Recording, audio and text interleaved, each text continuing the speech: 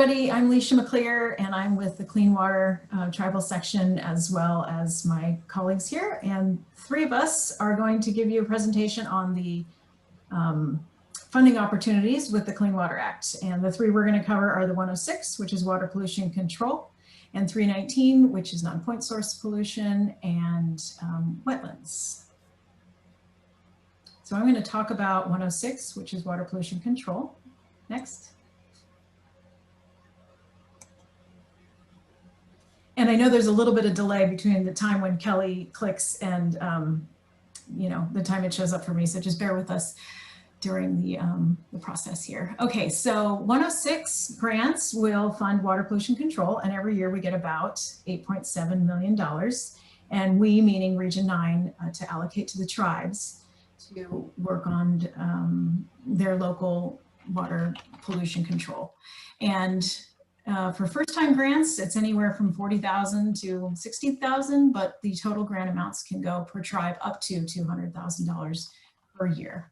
And this is in accordance with the grant funding opportunity, which we expect to see in December of 2020, and also according to our guidance here. So on the right, there's a picture of a book, which is our guidance for the 106 grant program.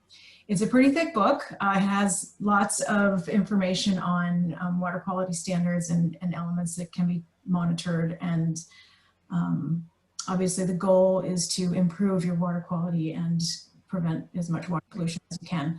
So there are also 3 different levels of maturity of tribes and water programs. So for each level of maturity, so for new programs, the requirements would be a little different than some larger tribes with more established programs that have more advanced technologies in place. Next. And of course, that guidance is also available online. Next. Great. So here is the chart of the funding. And as you can see, it's pretty consistent across the last 15 years or so. The top of the chart is as everything from all states, all tribes across the country. So that's a lot of money. Our Region 9 part is down below for tribes in the red. And then the green line shows how many tribes have 106 TAS, or treatment as a state, which is the basic requirement for them to apply for the 106 grants. Next.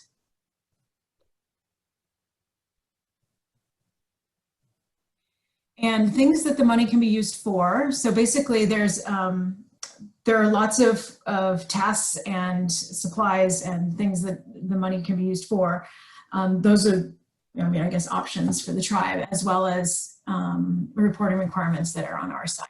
So first we'll cover what the tribe can use the funding for. So you can hire qualified staff to prioritize the water quality issues, perform water quality testing, monitoring, quality assurance, manage the data, develop the water quality assessment report. The water quality assessment report is one of the requirements that is due to us as a part of this grant. Next. Funds can be used to conduct studies related to water pollution control, implement and enforce pollution control measures, and outreach and education. Lots of tribes go out into the community and host events and teach children, tribal members, create flyers, have cleanup events, and all of that is encouraged under the outreach and education funding part of the grant. Next.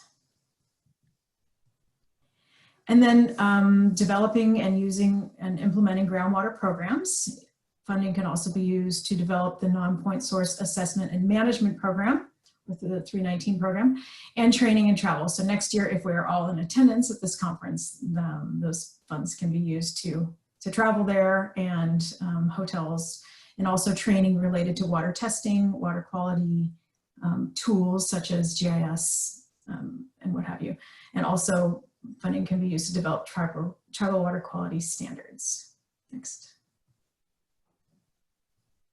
So in order to be eligible for the 106 program, the tribe must establish Financial Assistance Eligibility, or FAE.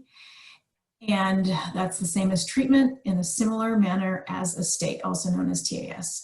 And this in and of itself is quite a process. It'll take, it takes some planning. And the requirements to obtain TAS are that the tribe must be federally recognized by the Department of the Interior, and they must have jurisdiction and authority over their tribal lands. They must have a governing body to be able to carry out the laws accordingly, and then also the capacity technically to carry out the standards according to the Clean Water Act as intended.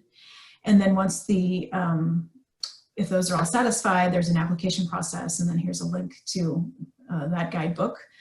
And you receive basically a certification, and then you can apply for the grants. And we are on a year-long grant cycle. So we've just started our fiscal year at the beginning of October. And so now we're looking at next year's grants. So that would be fiscal year 22. And that means a work plan and budget would be submitted to your project officer at the beginning of February of 2021. And so that's kind of an informal, here is what we would like to do as the tribe as far as tasks and milestones, and here's how much we'd like to spend. And then the project officer will review it and determine whether or not everything is allowable and looks good and reasonable, and then the tribe can submit officially on grants.gov. Next. And again, so applying for the work plan, we'll show you a template in just a second here. But like I said, tasks with milestones and goals, completion dates, the results, short and long-term goals, and the budget will be included in the work plan here. And then also the tribe is required to have a 5% match of the total project costs for these grants. Next. And like I said, you know, the money can be used for this and in return for the reporting requirements that come with it. So the reporting requirements for the 106 grants are a monitoring strategy and also a quality assurance project plan. And we have a quality assurance department that will assist and review the plan from the tribe to make sure that everything is, the things that should be tested are being tested and monitored. According to our standards. And then data submitted electronically through WQX, so that's our database that manages the data across tribes.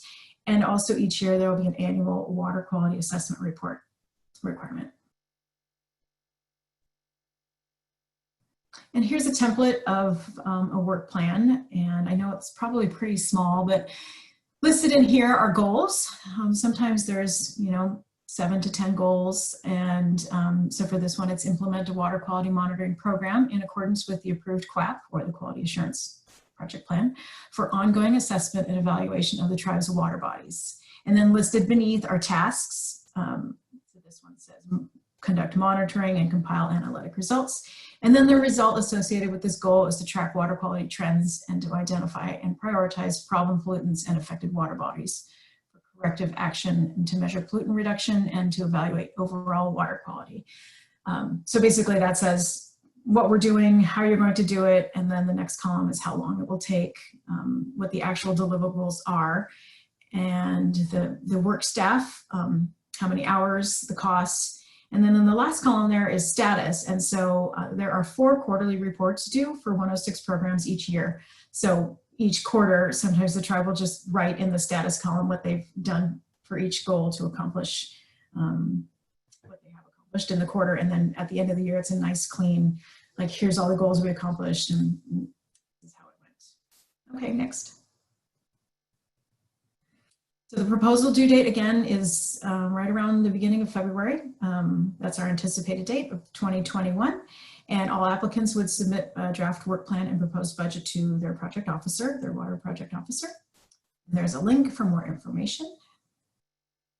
And this is kind of an informal, you know, email, and then we would review it and then suggest that you then put it into the formal application of grants.gov. Next. And if you have any questions, Danielle is our coordinator, and Kate Pinkerton. You can of course ask me or your project officer, but that's our Grant 106 program. And off to Karissa to talk about 319. And we'll do questions, I think, all together at the end. Thanks. Thanks, Licia. Sorry. Good morning, everyone. I am Karissa Monetes. I am hitting my year mark here with EPA and the Clean Water section. For the question portion of this, I will do my best to answer all the questions, but if there are questions questions that I cannot answer, I just want everyone to know that I will be deferring to Howard, who is our coordinator for Region 9's Nonpoint Source Pollution Program. And just another friendly reminder to please check in the chat for attendance purposes later on at the end of this session. So I'm covering the Nonpoint Source Pollution Control Program. And if we go into a quick definition of what is the Nonpoint Source Program, it's this very wordy definition that is, it comes from a diffuse source and is caused by rainfall, snow melts, or irrigation runs over land or through the ground. Picks up pollutants and deposits them into the rivers, lakes, or ocean, and or introduces them into the ground. Or a very odd way of thinking about this is it's any pollutant that is not from a specific point source. Next.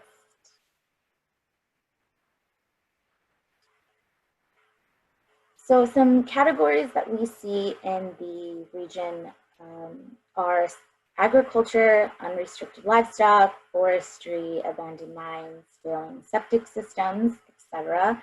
And two of the top ones that I'm sure you see or deal with are agriculture and hydromodification. Next. So how do we address these polluted runoffs? And that's through best management practices and management measures.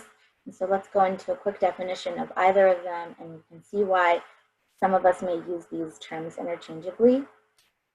A best management, let's do management measures. A management measure is the control or economically achievable measure to control the addition of the pollutants to surface and groundwater, where your best management practice is the actual individual action to implement the management measures. So here are some examples of management measures and best management practices. Next.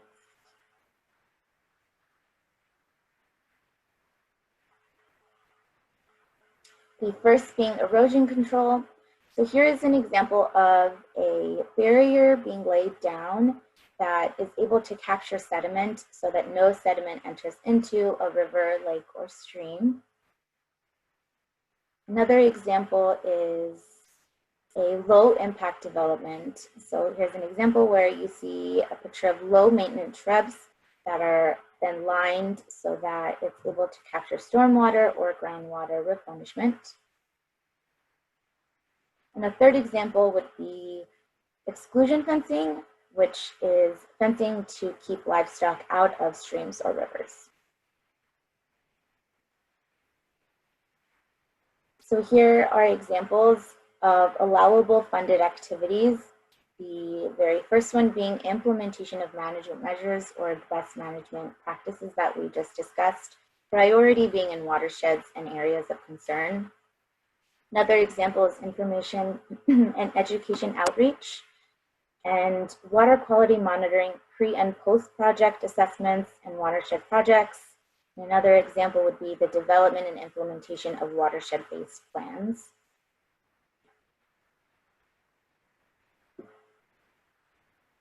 The Clean Water Act 319 is very similar in how you would need to apply as the 106 program. You will need to have the Financial Assistance Eligibility, or FAE.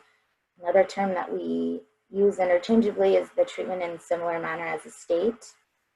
And then you'll submit your draft work plan and budget to your project officer, who will work out the kinks and quirks with you. And then finally, you'll submit your application through grants.gov. Funding for the 319 is a little bit different than the 106. There's two different types of funds, the first being the base funds. These are set amounts that are given. You will receive $30,000 for any tribe that has 1,000 square miles or less. And then if you have more than 1,000 square miles, there's a set amount of $50,000. The second type of funding that's offered is the competitive funds, where this competitive fund funds on the ground water quality improvement projects up to $100,000. Match is also similar. For a non-federal match, you are looking at 40%. You're able to demonstrate financial hardship, it's 10%. And if you're included in a PPG, it falls down to 5%.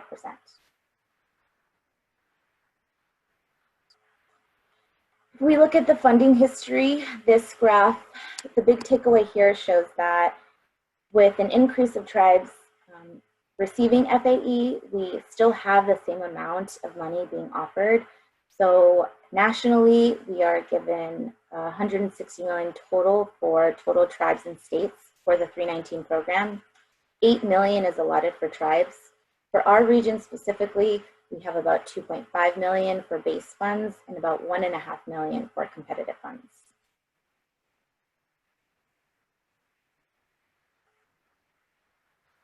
So the schedule for base funds is as follows. To be eligible for the 319 grant, your FAE would have needed to be approved by October 9th. The deadline for funding requests is February 28th of next year, and the final application would be due sometime in spring. We'll have that date as time progresses. For the competitive funds, again, you would need to have that FAE completed by October 9th. The deadline for submission materials is anticipated to be November 2020, so you will hopefully be receiving an email talking about the FAE, and from there, the tribe selection will be selected around April, and then you'll again apply in spring of 2021. One thing to note for a tip or trick for competitive funds is the FAE will be given in an email, and along with that, there will be highlights for attending the webinars. I would highly recommend attending one or both of the webinars. Here you'll get a lot of information on how to apply, important ways to hit the points that are of selection, and you'll be able to ask a lot of your questions. Another resource for that during this process is the frequently asked questions. So remember that for competitive funds, we are, as project officers, not allowed to answer questions during a certain period of time without answering the question to all tribes. So a really great resource is to look at that frequently asked question. There may be a question that you have that another tribe had similarly another year or the same year, and that's all put into the frequently asked questions fact sheet that's given out. It's another great resource to use while you're going through this process. Just as the 106, we also have a handbook, which is another great resource. In here, you will find more detailed activities that are funded, creative ways to use those funds, as well as how to plan and manage different work plans and budgets. So you can click on this link that's provided through the PowerPoint, or you can ask your project officer.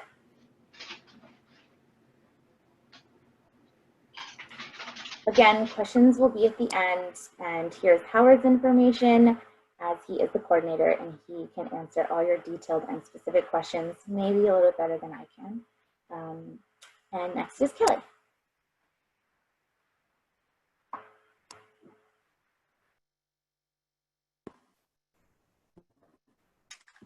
Great. Thank you, Licia and Karissa. I am Kelli Williams. I'm also nearing my year mark here at the agency, so happy to be here. And I will be covering the Wetland Program Development Grant Program, which is the Clean Water Act Section 104B. So just starting with the basics, what is a wetland? I'm sure this is far below everyone's knowledge, but we'll just go with it. So a wetland is a surface water that is water for at least part of the year. It has hydraulic or wetland soils and often has water-loving plants. The wetland grants are for defining or building a wetland program, to start up, develop, design, or revise a wetland program. It is not for the continuation of a program. And this funding is for all types of wetlands except constructive wetlands for wastewater treatment. There needs to be these 4 core elements included in your wetland program, which are monitoring assessment, regulatory activities, voluntary restoration and protection, and water quality standards for wetlands.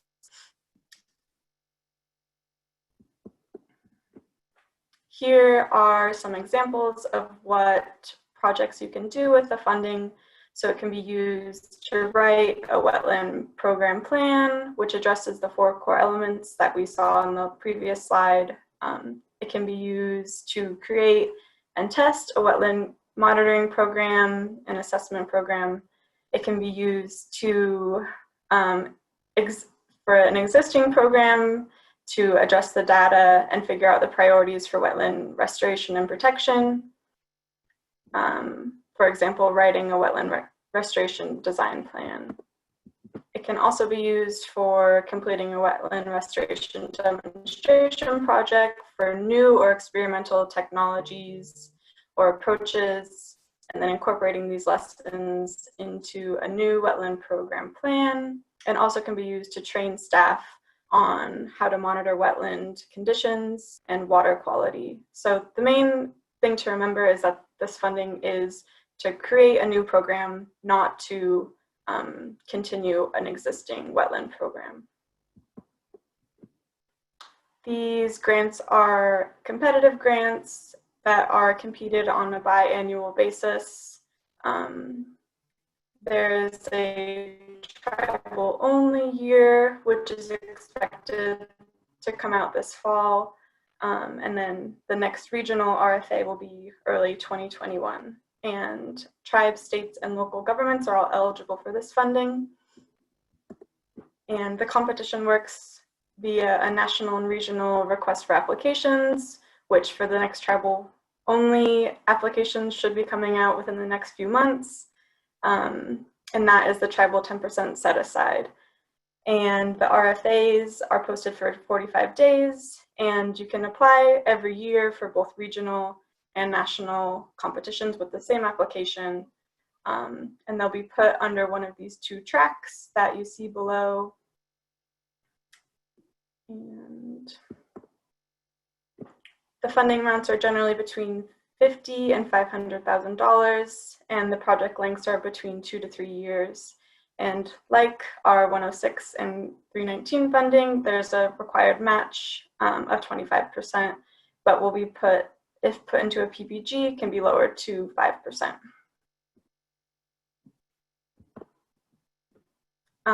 Some tips on how to apply.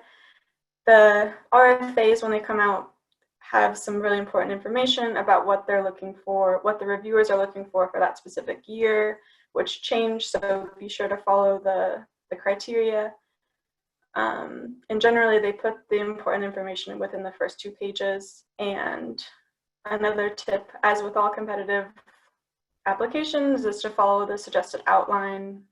That really helps the reviewers see the important information quickly and easily. And then you'll submit your application to grants.gov. And just a few things to know is there is a threshold criteria and some ineligible activities and also evaluation criteria.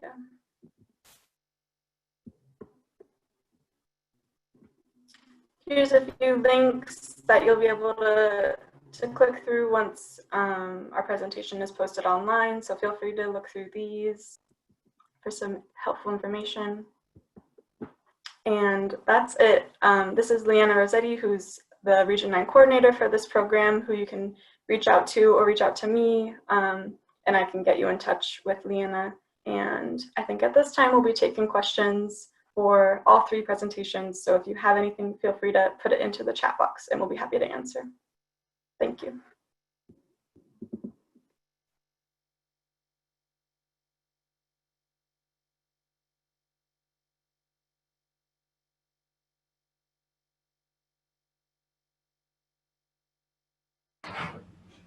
Hello. So we do have a couple of questions. I'll just go ahead and read them off. Let's see. The first one we have from Sonia. Where is a great place to find BMPs for Nonpoint source besides NRCS? My go-to would also be the NRCS. So Howard, do you have another resource that would be recommended? No, like the NRCS is really kind of the go-to. Some of the other places potentially was discussed with other tribes that have done similar work and just kind of see what they've done, whether it was successful, and if using what they did would be applicable for your reservation or how you would need to modify it for the situation on your reservation. Also, there might be some stuff that the states are doing that you might be able to use as well. But like the go-to is NRCS. That's kind of like our go-to standard of where we normally get that type of question.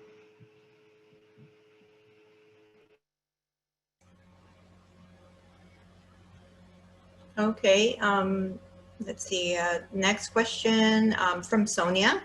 Why is seeking non-point source competitive funding or other funds impacting non-point source and unallowable costs to include is base funding to build capacity? In GAP working on the grant, it is an allowable cost and included in work plans. When doing grants in office, it can be a tedious and time-consuming task. Yeah, for that one, again, this is Howard. I don't know the answer, so I'm going to go look that up and get back to you on that one.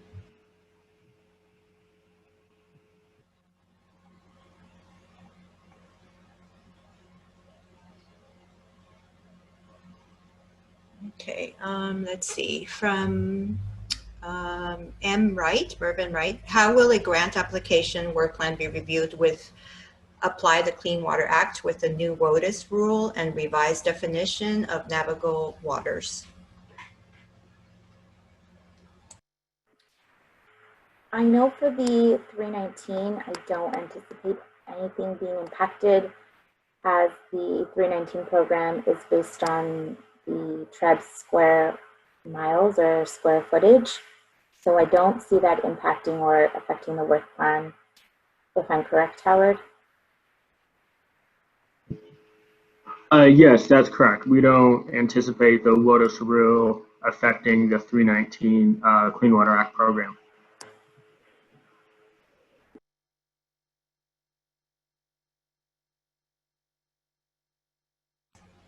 Okay, next question is from Christopher. You mentioned there are 3 levels of maturity for Clean Water Act 106 programs.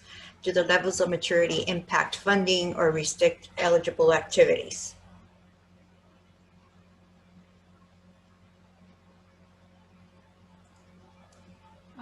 No, I don't believe so. I think it's all, it varies per tribe and per the size of the tribe, but I think, no, the maturity of the tribe should not affect the level of funding that is allowed.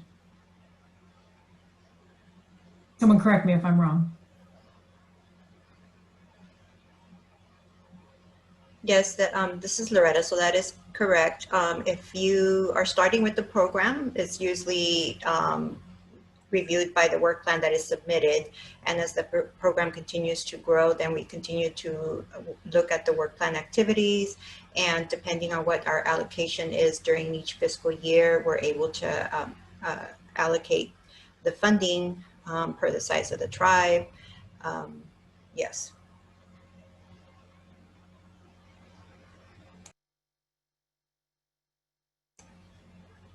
Okay, next question is from Ryan. I heard from someone that there could be a possibility maybe asking for additional funding at the end of the year if leftover funding was available. Is that true for both either 106 or 319 programs? I would defer this question to one of the more senior project officers to answer.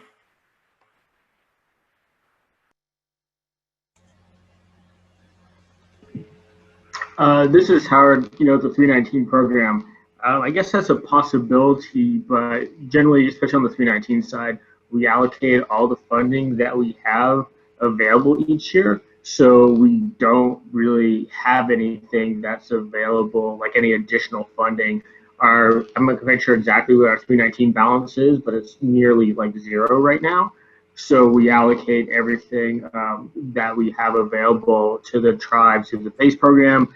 And also we kind of put that any additional funding that we get in on the competitive side as well. So that's how it works on the 319 side. So we don't have anything available right now.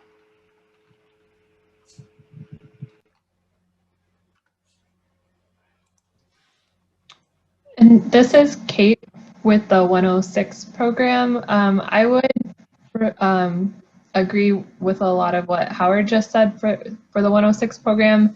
I will say maybe where this question stems from is sometimes we do get deobligated funds from grants that closed, and those come back later in the year after we've already made some funding decisions.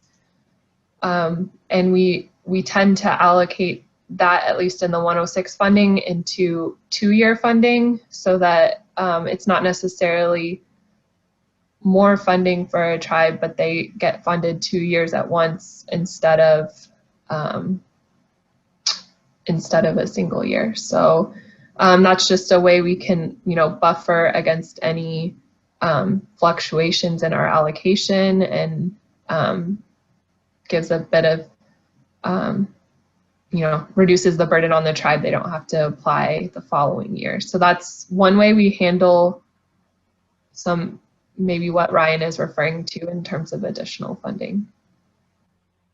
Hey, this is Danielle. Can I just follow up on what you mentioned in regards to the 106 funding? I think in the past few years, we, as you had seen in the chart that Licia showed, is that our allocation really hasn't gone up, but the number of tribes has.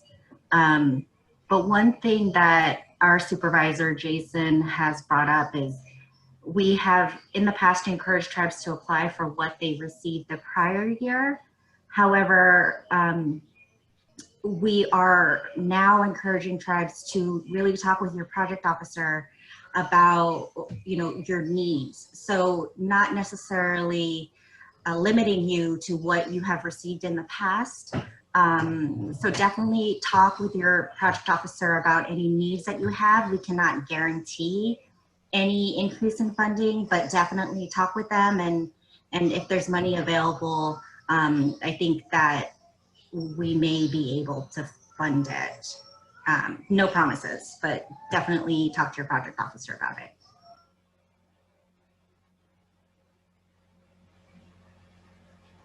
Okay, thank you for that. I have another question from Sonia. I have a question about 319 competitive comments on score sheets. Why are the score sheets not available to the tribes? Other agencies provide us with these score sheets so we can see where we scored low. A call is great, but I think seeing the score sheet will also be very helpful.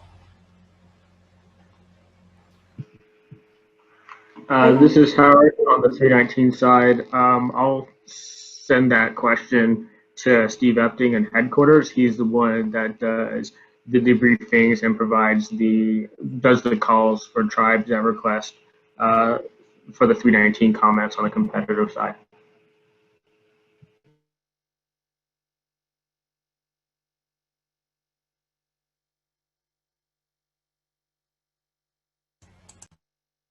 Okay, thank you for that. I don't see any other questions, but I did provide PDFs of the updated fact sheets for the Clean Water Act 106 and 319 program. They also been added to the media tab for your reference. We have a few more minutes, and I just wanted to go back to Sonia's question about why is seeking non-point source competitive funding or other funds impacting non-point source and unallowable costs to include in base funding. So I just wanted to clarify that we understood your question, Sonia, and if you want to unmute yourself and to clarify, it's you're asking if the competitive funding, the request for competitive funding, if it's an allowable cost in the non-point source based funding. Hi, can you hear me? Yes, I can hear you. Hi, this is Sonia. Yeah, my question was, why can we not put seeking for competitive funding or other non-point source funding in our work plans as an allowable cost when we're building program capacity? So do you mean like under your 106? Under 319 base. Under 319 base. You can include that. Oh, I wasn't sure because I had that in my work plan this fiscal year, and I was told I had to take it out because it was an unallowable cost.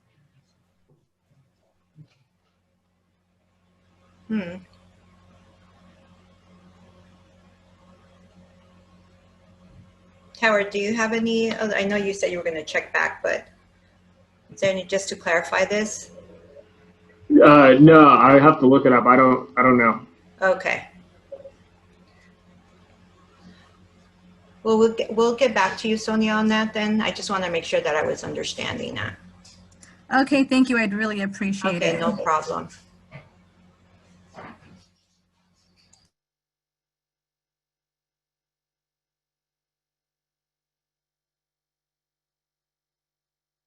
And we have a question from Corolla. When does the competitive 319 come out? The RFA should be sent out, I believe we wrote anticipated next month. So the last time I spoke to Howard, which was this morning, that was the same information that he had. So keep your eyes open for that coming soon. Okay.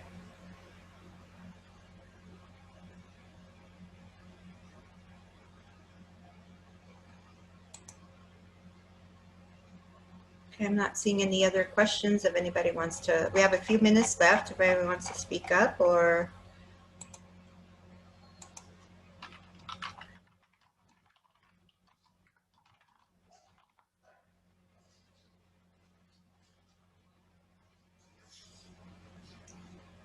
Okay, well, I appreciate all your time. Thank you for all the presenters. And oh, one last question before we leave.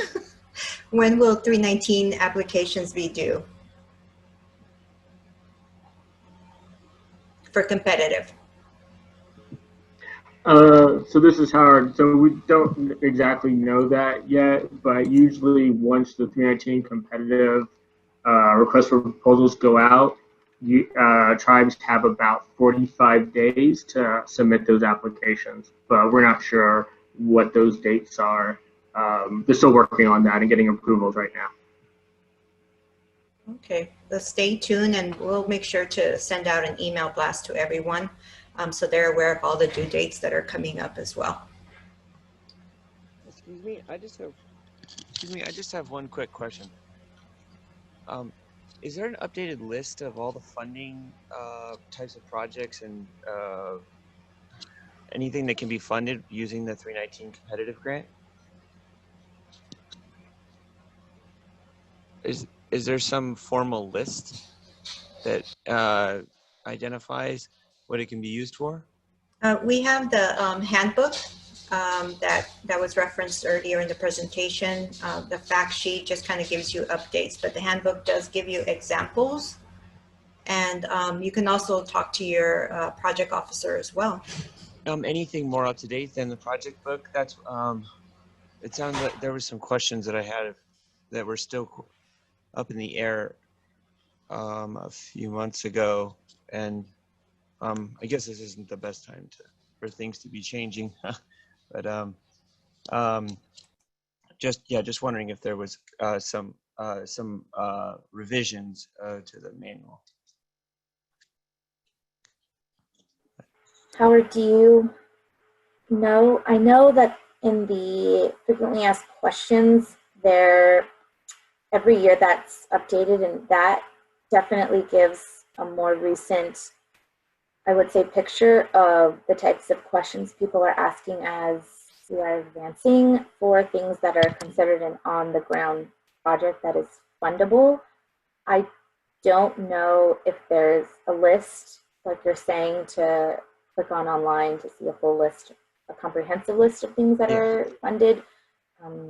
So Howard, do you know, other than just maybe going straight to you and getting an answer or going up to Steve? Yeah, the only thing that's like official would be like the handbook that hasn't been updated since like 2011. So there's not like a continuing like running list of eligible projects. If you do have an idea or say something that's new or novel or just might not be in the handbook, the same way, initially talk to your project officer, and then kind of goes up, if the project officer might not know the answer because it might be it's a new thing. Project officer usually talk to me, and if I don't know, we talk to headquarters to kind of get like an official ruling if that project is eligible. But we don't have anything currently like running on all the different types of projects that are eligible under 319. And part of that is to allow flexibility if there is like a new idea that we just didn't include because the technology wasn't there, we didn't think about it or something at that point in time when it was written. We can include it as long as it kind of meets kind of the goal of the 319 program of non-point source pollution prevention. Just really quick, Howard, one of the things I remember you mentioning a few months ago was a comment on remediation of septic tanks and assessment on that, but you weren't sure at the time, and that's why I bring it back up. Is that's why. Yeah, no, it's still the case with that one. Like, need to double check, like with the competitive. Actually, that was kind of allowable was brought up. Actually, Region 9 by Barbara and La Jolla asked a question about that in the 2019 competitive process, and that got included in the frequently asked questions that kind of expanded the scope of what can be done for like septic tank remediation. So I need to go back and double check that and get back to you. And part of it in the past, septic tanks related stuff was not eligible. So whenever we see it as project officers, we still have that in the back of our minds. We're kind of double checking, making sure, what's allowable, what's not, and making sure that we got it right so that we can tell you, what's actually eligible in the 319 program. Okay, thank you. Updates are a common thing.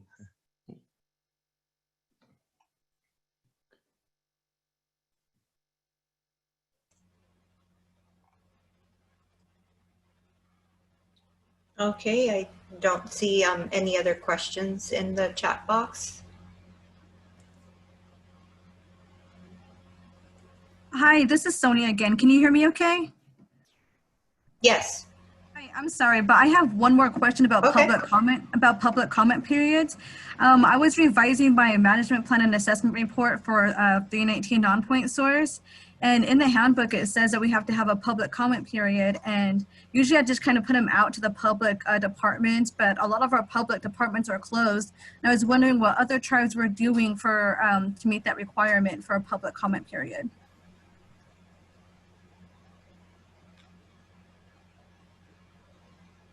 That's a great question.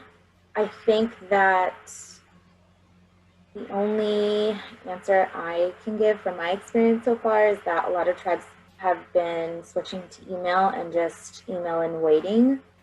I don't know how effective that is. So I also would be interested to see if any tribe would like to put something in the comment box for how you are addressing the situation, unless there's another project officer that does have a little bit more of a background with this.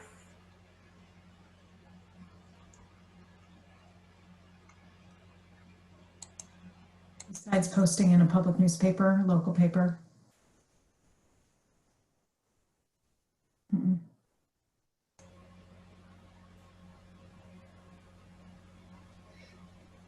Oh, we have a comment here from Emily saying Buena Vista Rancheria held Zoom presentations to interested parties, and we emailed our document to interested parties as well. Thank you, Emily.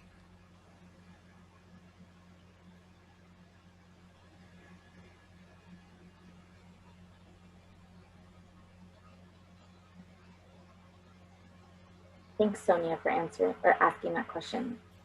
I know that helps all of us on our side.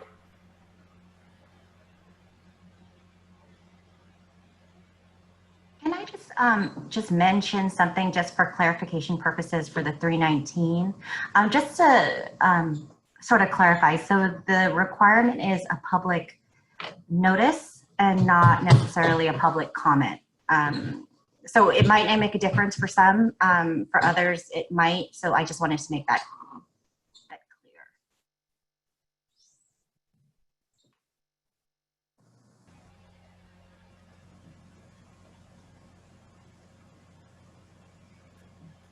Okay, everyone, I don't see any additional questions. So thank you everyone for your time, and we'll get back to the questions that we're going to follow up, and enjoy the rest of your conference. Thank you. Thanks.